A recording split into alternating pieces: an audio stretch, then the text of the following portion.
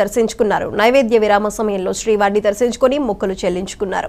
దర్శనానంతరం రంగనాయకుల మండపంలో వేద పండితులు వేద ఆశీర్వచనం చేయగా ఆలయ అధికారులు శ్రీవారి తీర్థ ప్రసాదాలు అందజేసి పట్టు వస్త్రంతో సత్కరించారు. సమృద్ధిగా వర్షాలు కురిసి రైతులు సుఖ సంతోషాలతో ఉండాలని కోరుకున్నట్లు తెలిపారు.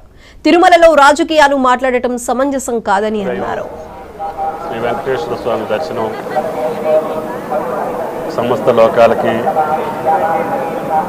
ఆనందాన్ని సంతోషాన్ని నిర్ణయించేటటువంటి ఆ స్వామి సమృద్ధిగా ఈ సంవత్సరం వర్షాలు కురవాలని రైతులోకం అందరూ కూడా సుఖ సంతోషాలతోటి ఆనందంగా పంటలు పండించుకునేటటువంటి భాగ్యం కలిగించాలని చెప్పి ఆ స్వామిని వేడుకోవటం జరిగింది.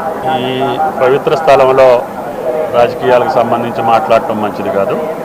ఏదేమైనప్పటికీ ఇరు రాష్ట్రాల్లో ఉన్నటువంటి రెండు ప్రభుత్వాలు పరస్పరం సహకరించుకొని తెలుగు జాతి ఔన్నత్యాన్ని కీర్తిని కాపాడుకుంటూ తెలుగు ప్రజల యొక్క ఈతి బాధలను తీర్చేటటువంటి శక్తిని ఆ సామర్థ్యాన్ని ఆ భగవంతుడు మాకు కల్పించాలని చెప్పి ఇరు ప్రభుత్వాలు సహకరించుకొని పరస్పరం అభివృద్ధిని కాంక్షించేటటువంటి ప్రజల కోరికలు తీర్చేటట్టుగా ఉండాలని చెప్పి నా కోరిక.